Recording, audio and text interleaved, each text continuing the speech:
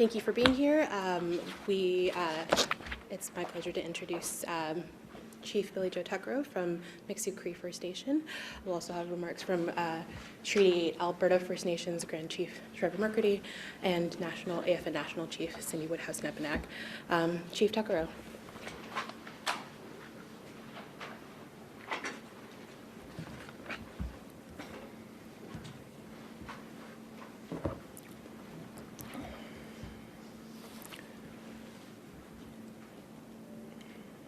Good afternoon.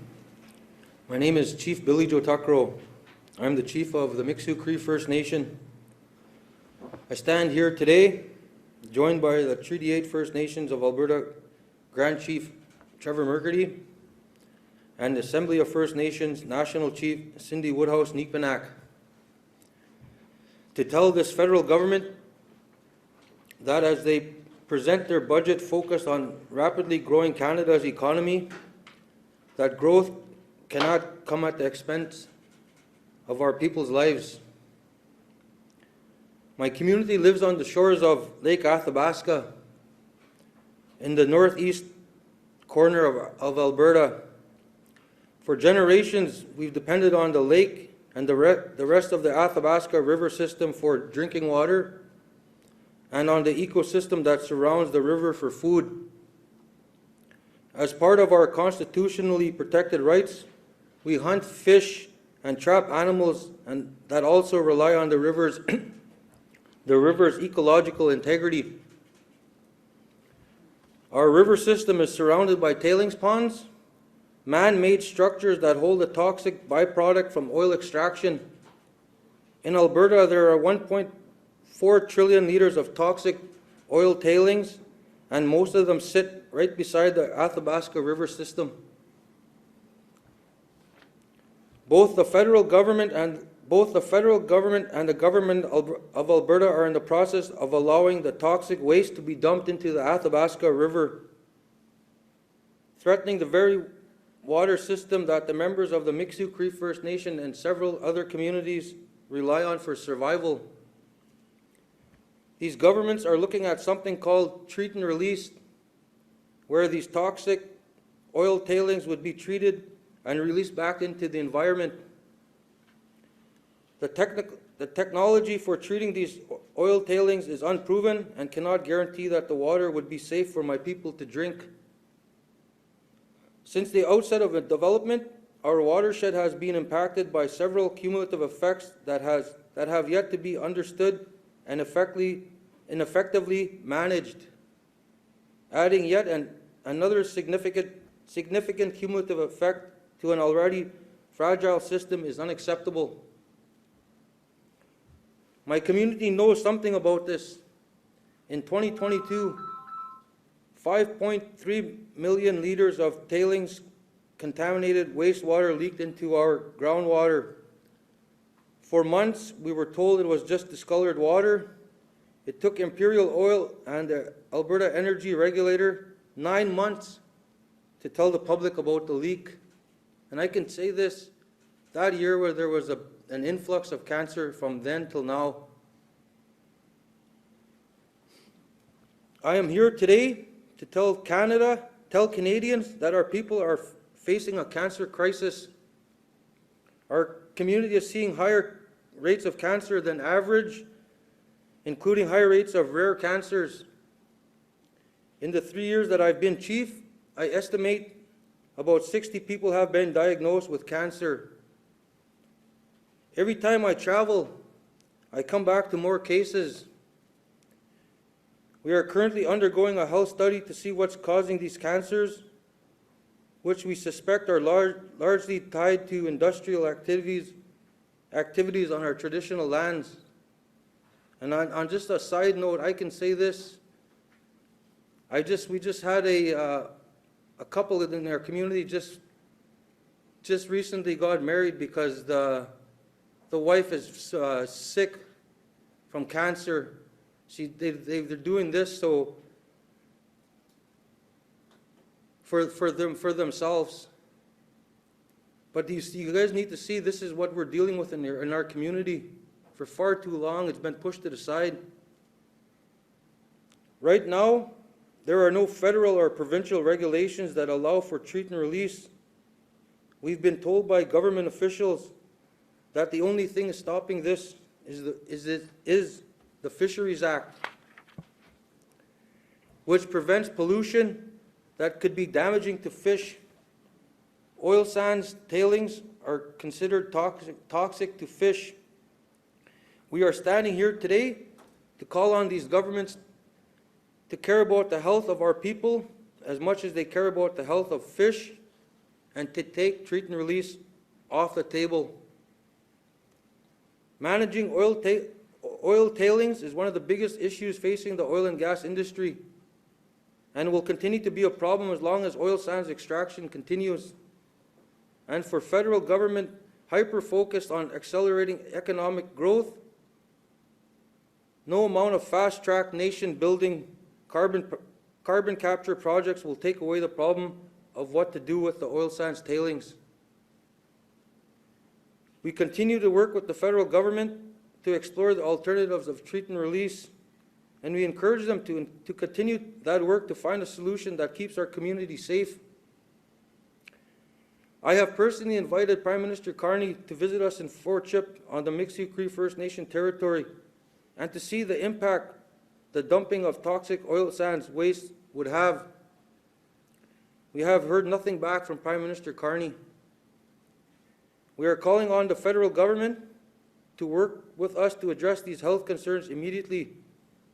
Thank you, and at this time I'd like to hand it over to Grand Chief Trevor Mercredi from Treaty 8. Thank you.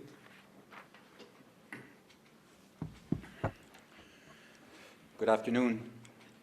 My name is Trevor Mercredi, Grand Chief of Treaty 8. I represent nations in the Athabasca region that have right to their lands, treaty rights that are protected, constitutionally protected. Right now, we're at a crossroads. When it comes to the health of our people, we're being ignored. Development takes precedent over our people's health. There's very concerning cancer rates in the territory of the Athabasca rivers, lakes, very concerning rare cancers that are killing our people. We've been speaking about this for many years. It's been on the table for over 40 years that these tailings have been accumulating in the Athabasca region. There's over 1.4 trillion liters of toxic tailing ponds within the region. There are solutions out there that can reduce these toxic tailing ponds. However, the cost of the solutions are outweighing the health of our people, and that's unacceptable. Right now in the province of Alberta, AER has a mandate to protect these waters. However, the AER is in the process of being dismantled and pulled apart by the provincial government. It's unacceptable. We have to work together to come up with some solutions that protect our people, protect the Athabasca region's people, protect Fort Chip and the people that are suffering today.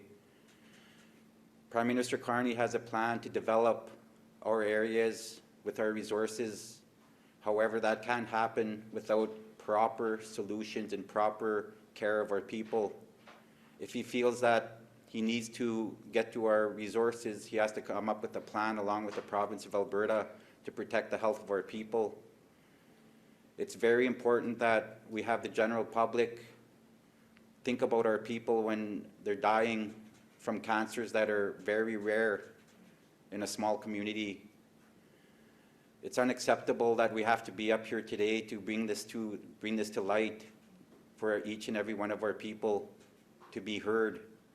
It's unacceptable that we have to be here to push and push each and every day through letters, meetings, and be ignored. There are solutions out there. There has to be a better solution than dumping extremely toxic tailing ponds into a lake, a river that is diminishing in size each and every year. There's also the problem that for each barrel that's produced, 18 barrels of water needed to produce 1 barrel of oil out of the oil sands. And there was 18 barrels are not paid for. There is no agreement to use that much water at all. There's no agreement. They don't pay for the water. It's always economy. It's always development over the health of our people.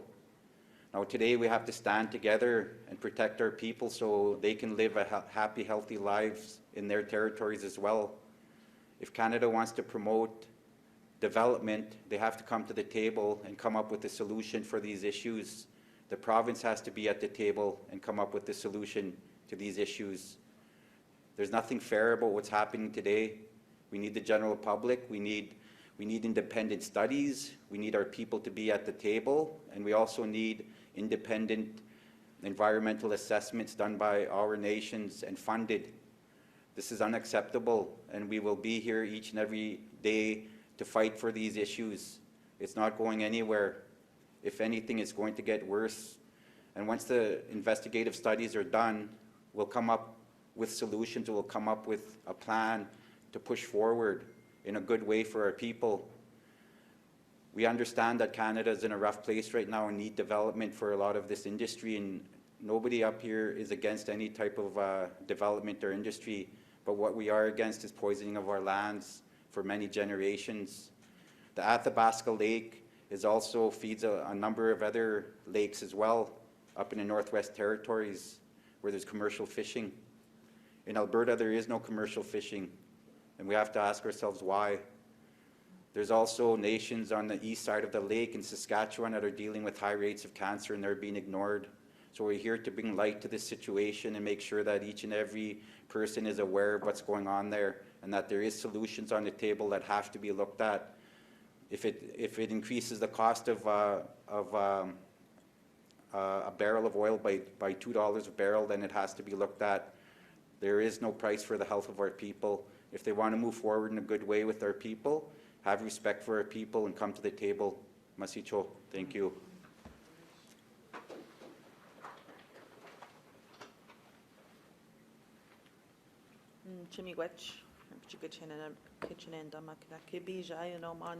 Thank you so very much.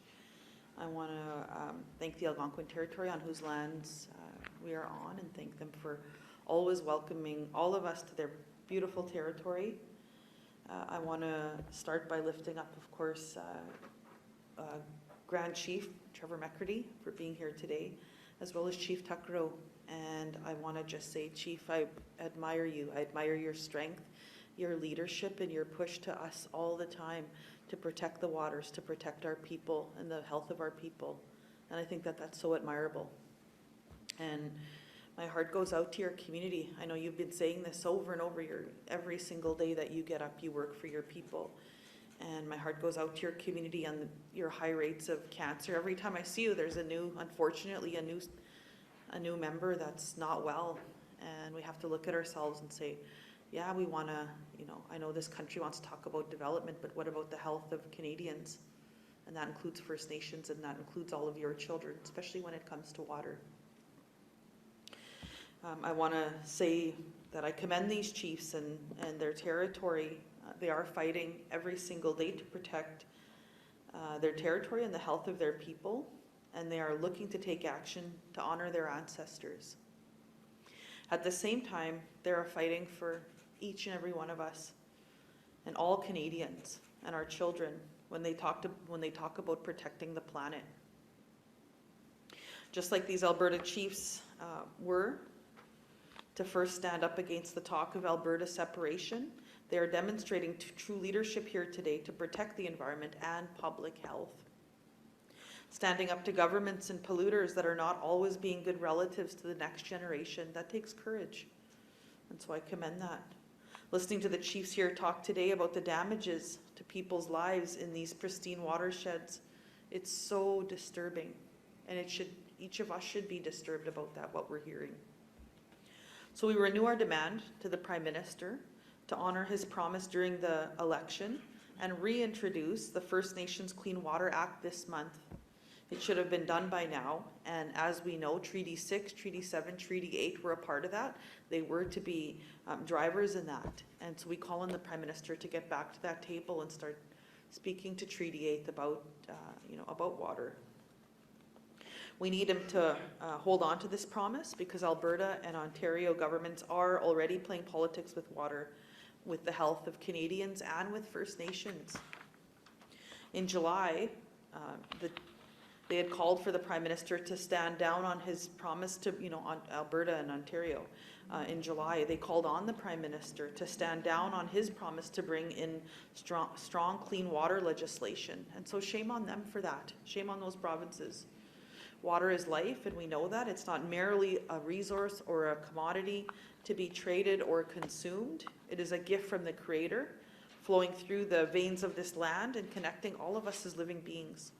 Treaty 8 chiefs know this better than anybody else. Water sustains not just our bodies, but our spirits, our traditions, our way of life, and our economy. First Nations are united in the belief that water is a fundamental human right. It was a low point watching Parliament kill the Clean Water Bill last fall. We can't let that happen again, and we won't. The health of our communities depend on it. Listening to chiefs today, it also restates the importance of making the strategic investment to close the discriminatory infrastructure gap in this country. Clean water systems are one element of that, but closing the $360 billion infrastructure gap also means community health, emergency services, and all-season roads. It means quality housing, modern schools, high-speed internet, and access to healthcare, what the chief is talking about. During the election, the Prime Minister described the opportunity to close the First Nations infrastructure gap as nation building. More recently, he referred to it as a responsibility. The Prime Minister said the strategic investments required to close the gap will offset all of Trump's illegal tariffs. He acknowledged hundreds of thousands of jobs that would be created. We echoed these points to the Finance Minister recently about the federal budget. So instead of words, we expect the Government of Canada that will honour their obligations in tomorrow's federal budget with actual deeds. There are going to be difficult conversations with the government over the coming months. And it's disheartening yesterday, and again today in the press, when I saw, and many of my colleagues had saw, that the Natural Resources Minister announced plans to ram 25 critical projects through the development process, all of them on First Nations territories across this country. He suggested the government would no longer accept delays on these projects. He described every day that we don't develop as a concession of our national security, as if standing up against mega mining projects that can damage the environment and ignore constitutional rights is now a threat to Canada. Has nothing been learned here, colleagues across the country? And I know that the provinces and the feds are listening. Has nothing been learned? Well, there's a lot coming at us, but through it all, we will be there with you together, just as our elders and our ancestors had wanted. There's much to do, but by strengthening our relationships together, we are united and we can achieve anything that we want. So I want to thank Treaty 8. I want to thank Chief for being so strong and standing up for the environment, standing up for our waters, and for thinking of the next generation, for each and every one of us, for your grandchildren and our grandchildren. May they all live in abundance and with clean water, basic things like that. And so I just commend them on that. And thank you so very much. And I guess the moderator can now take questions from Treaty 8. Thank you for having me today. Shimigwech.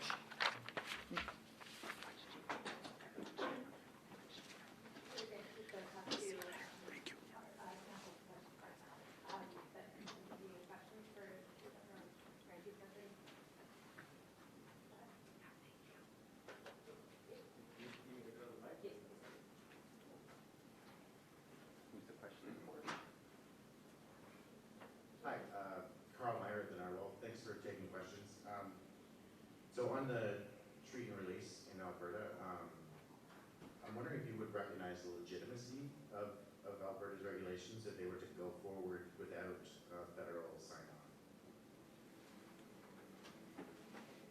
Can you say that again?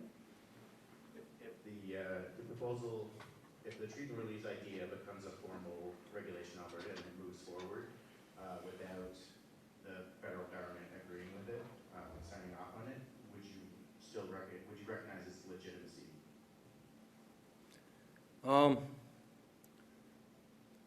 We would have to take it as being legitimate, because in Alberta we see how things are being done there now, and even just what they recently did with the teachers there and the non-withstanding clause there. They're telling me that they're willing to do anything to get their way. But I can say this, that we're not gonna take it sitting down anymore. This is the fight of our life. And as one of my elders told me last week, if they're gonna allow treat and release, they might as well just come and shoot us all now. We're not taking this lightly. If we have to shut down Highway 63, we will. If we have to be the first First Nation to be charged with the Critical Infrastructure Act, we will. Because our recently commissioned cancer study says we cannot be quiet anymore. 149 people from 93 to 2022. That's not including from 2022 to current. In 2022, there was the Imperial incident, and that's when the influx happened. And what we're dealing with in Alberta now is AHS will not disclose the information from 2022 to current, because like I made mention in my opening, there's been, I've estimated between 50 to 60 of my people being diagnosed with cancer. And the thing is too, it's not only just people being diagnosed, it's people that had cancers in remission that came back. So, like my elders told me, this is the fight of our life. This is the one. If we want to be in existence downstream, this is the fight now. Thank you.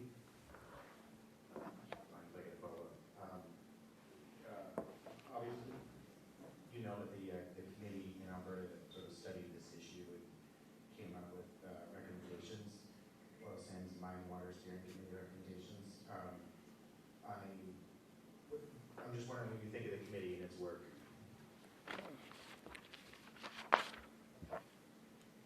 It's funny you ask. I have the alternatives here. And I'm going to say this.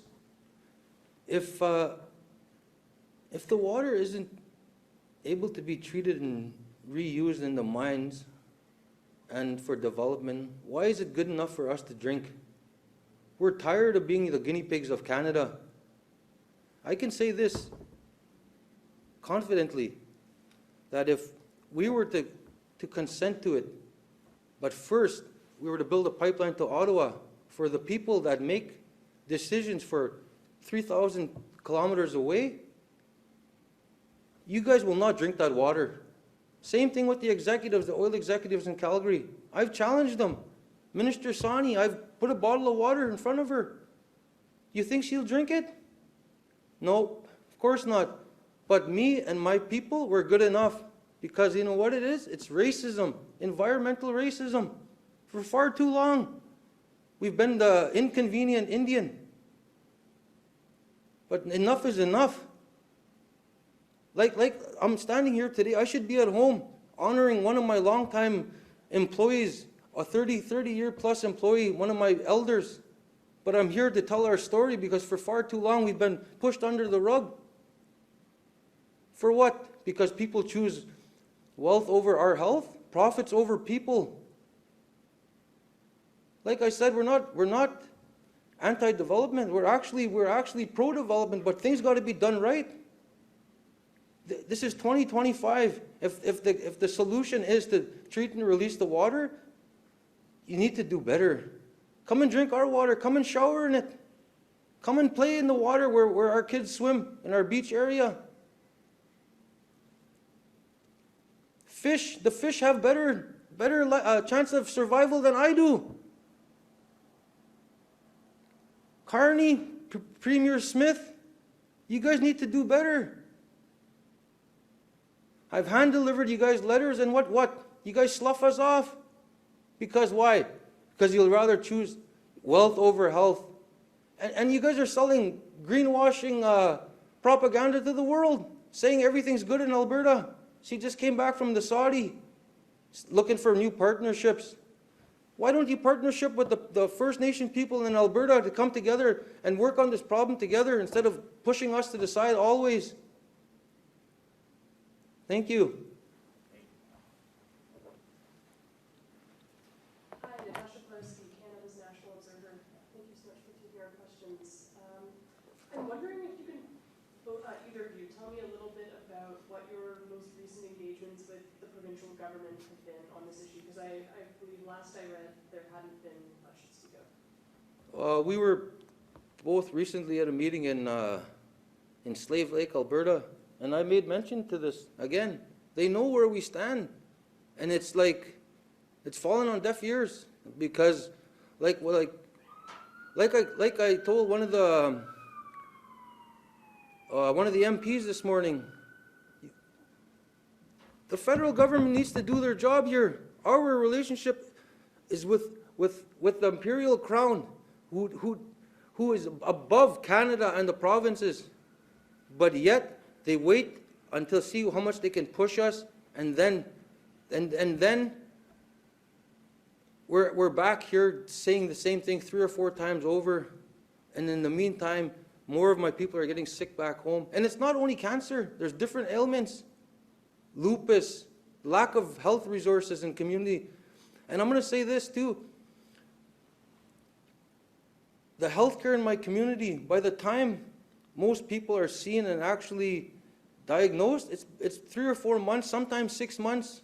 So by the time they're dealing with their diagnosis, it's either stage 3 or stage 4. And by that time, all they're doing is just monitoring and keeping the people comfortable till their time is up. And I know this firsthand because I dealt with this with my mother the last year and a half. And it's terrible. I wouldn't wish this on anybody on any part of Canada, or never mind only Canada, of the world. There was a time when I was a little boy when I used to tell everybody, you know what they used to say, when you see the natural disasters around the world? Oh, we're so lucky we don't get tornadoes, earthquakes and stuff. I said, watch, in 30 to 40 years, watch what happens to us for the oil sands area. We're going to be sick and dying. 40 years later, here I am standing here to tell our story. And like I said, enough is enough. And as a follow-up, at the federal level, can you provide an update on the Crown Indigenous Working Group and what other possibilities are being talked about other than tree release? Like I made mention, to reuse it in their oil sands development mines. That's off the list.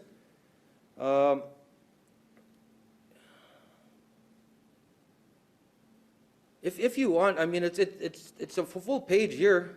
We've tabled this to them, and everything comes back to treat and release. I mean, we met with ECCC last week. Same thing. We talked about the options, but everything's circumvented and it went back to treat and release.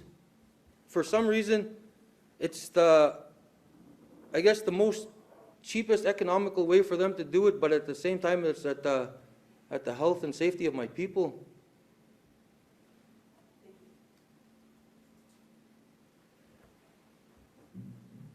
Afternoon, Fraser Hume from Big News. I just wanted to go back actually to that 2022 spill. We did cover it, and there was a lot of questions about when the spill happened and when Imperial Oil reported, and also to the Alberta regulator when they knew about it. But there was supposed to be a lot of follow-up and things like that. I never heard what actually happened with that issue. Was there what happened in the end? There was a $50,000 fine for Imperial Oil by the Alberta Energy Regulator. That's why I'm saying this whole process in Alberta is flawed, because you have the Alberta government in bed with the Alberta Energy Regulator, who fined Imperial Oil for $50,000 for a seepage of 5.3 million liters of toxic substance, and then 9 months later tell us. Like, I mean, when is enough enough? Like, why do we always have to be on the defense when it comes to our health and our safety? We're always having to prove stuff, study after study after study. I guarantee in Ottawa, if there's 1 million people here, if there was 100,000 homes in in Ottawa and 60,000 of them were affected by cancer, you guys would be up in arms. But for some reason, it's acceptable in a First Nations community. And it's not anymore, can't be.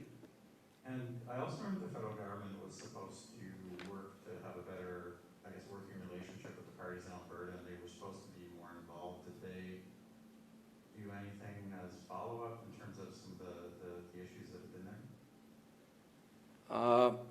I would say no. That's the reason why we're standing here today. We, like I said, I've hand-delivered letters to Carney, hand-delivered letters to Premier Smith, and they all indicate the same thing.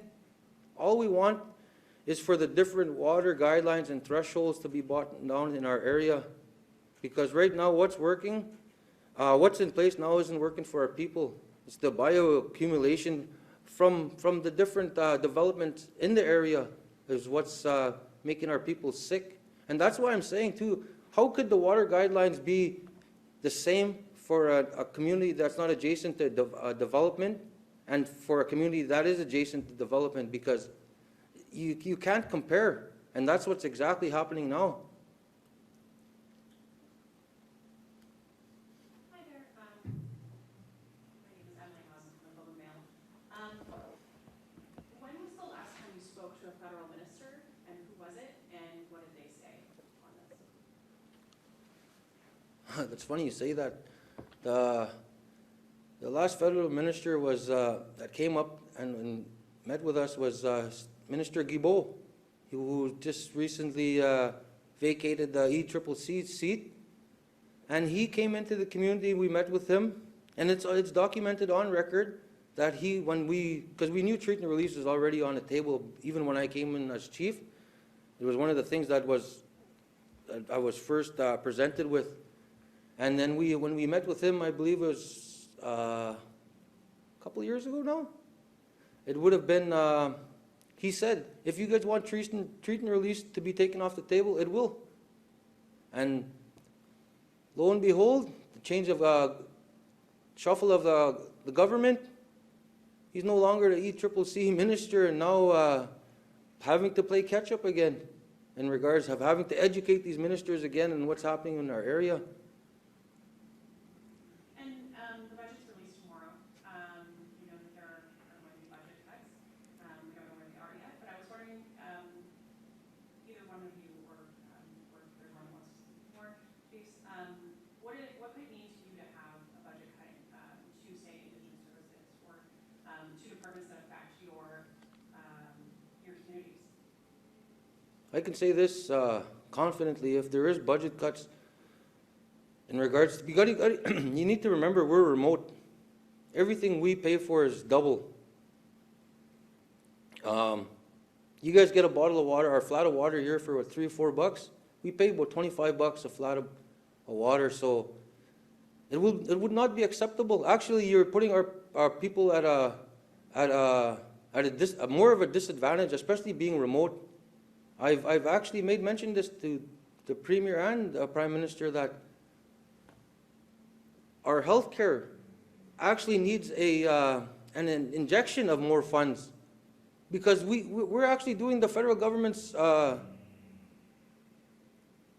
job. I guess our responsibility is because like I said, a lot of our times our people are, where I live, it's a clinic, it's not a hospital, and we're seen by paramedics.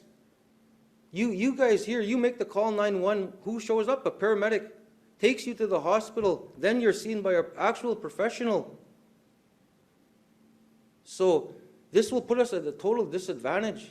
And like I said, and my people, once they start to feel sick or whatever, they go more into the clinic over and over, and by that time it's a headache, or you're just a sore stomach or whatever. 10 times over, by that time that's 3 or 4 months lapsed.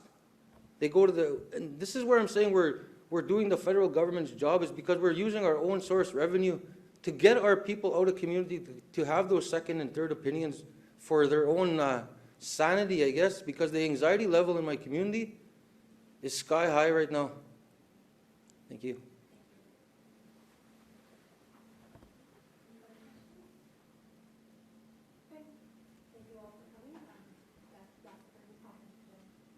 Thank you all.